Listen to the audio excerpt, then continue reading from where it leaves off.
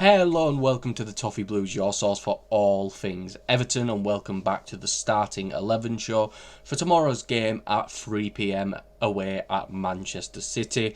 First game back after the international break, and it's a very difficult game. A game I don't expect us to win. I don't think many Everton fans do expect us to win. We don't have the best record against Manchester City at all.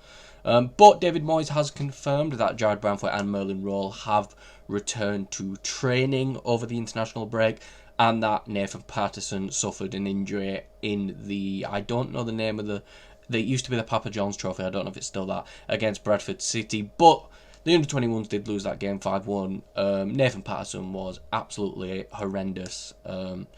I genuinely think I'd rather start a Corn at right back at this point, to be honest with you. I think he needs to go in January when we get a new right back in, hopefully.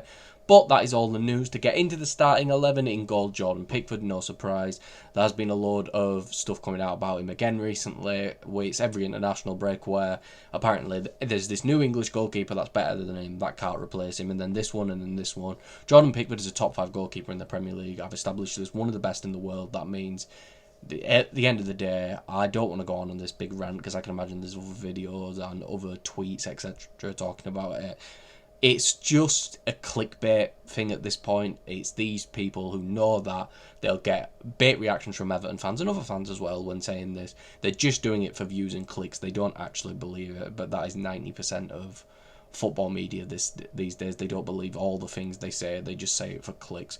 At right back, Jake O'Brien. I do think he'll struggle a little bit if they put Jeremy Doku on the left, but we will have to see. He's the best right back option we have currently, so it's obviously going to be maybe James Garner, but I can't see Merlin Roll being put in or Irabunam for this game. Again, a big game against Man City, so I do think it'll be Jake O'Brien at right back.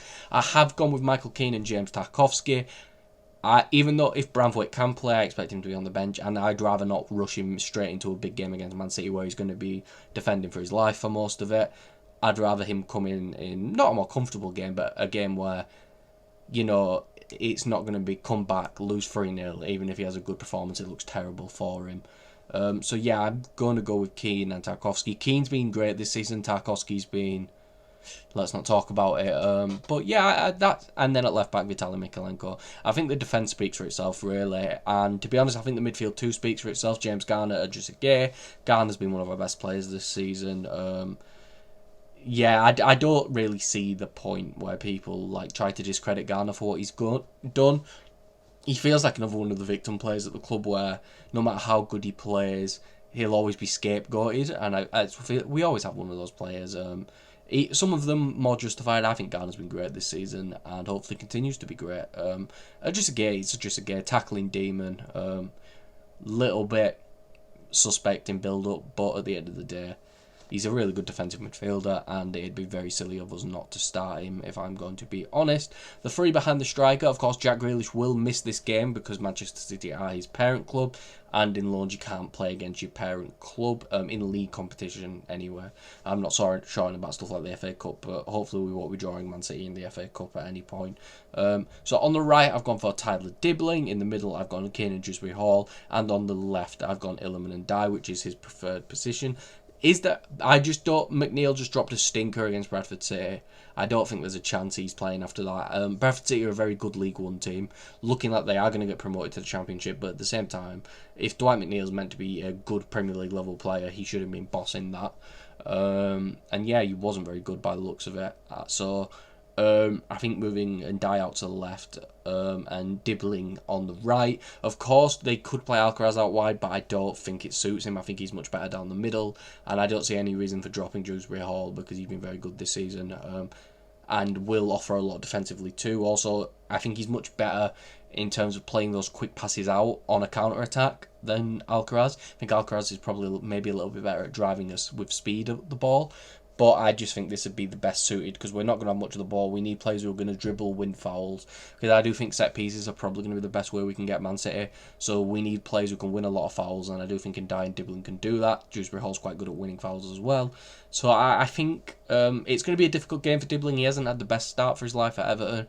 But I have a lot of faith in him. And you've got to play him to develop him. But I think he's the best shout for right wing because, as I mentioned, someone who can win a lot of fouls and get us free kicks in good positions where we can whip it into the box and maybe one of our centre-backs can get a head onto it. I think it's going to be our best option to score against Man City. It's not like they're impossible to score goals against generally, but I think set pieces are probably going to be our best chance. And I think these are the three who have the best chance of doing that for us. Do I think David Moyes will do that? I could see him playing Alcaraz out wide, but I think Dibbling would be the best chance, and I do think that's what Moyes will go with, because I do think he has a lot of faith in Dibbling and in his development, so I do think he'll start. And then the striker position's a coin flip, to be honest with you. I feel like we don't know. Beto had really struggled out on his international break with I don't know which country it is. I don't want to mess it up, but he missed a really bad sitter. I don't know if that was this international break or last, actually, but I think it should be Tiano Barry. He's getting a lot of slack for his start at Everton, but at the end of the day, if you want these players to develop, you have to give them the chance.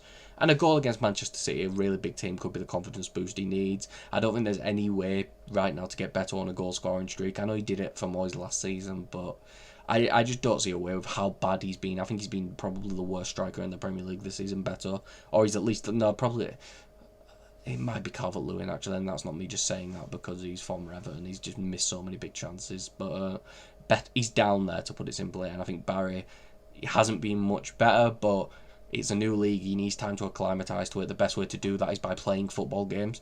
So I think he might go to Tiano Barry, but don't be surprised if it's better. Again, I think this is a coin flip, to be honest with you. So, to get into it, the starting lineup I think that will be against Manchester City will be Jordan Pickford in goal, Jake O'Brien at right back, Michael Keane, James Tarkowski as the centre backs with Vitaly Mykolenko at left back. The defensive midfield partnership will be James Garner and Idrissa Gueye, with the three behind the striker, Tyler Dibbling on the right, Kane and Dewsbury-Hall in the middle, and Iliman Ndiaye back out on the left, with Tiano Barry leading the line. I do think Manchester City are going to win this game. I'll say 2-1. I think we'll keep it a little bit closer than expected. We'll nick a goal, but I do think Manchester City will take the win in the end because they're one of the best teams in the world and we're not up to that standard yet. And we always struggle against Man City. A lot of the times Man City batter us, to be honest. So a 2-1 will look a lot better than some of the past results we've had against them. But let us know what you think about the game in the comments down below. Any changes you'd make to the starting 11 or any changes you think Moyes will make to the starting 11 I've given here. This is what I think Moyes will play. The Barry one is maybe a bit more sprinkled on what I think he should do, because I just think it is such a coin flip that you can't really decide who it's going to be.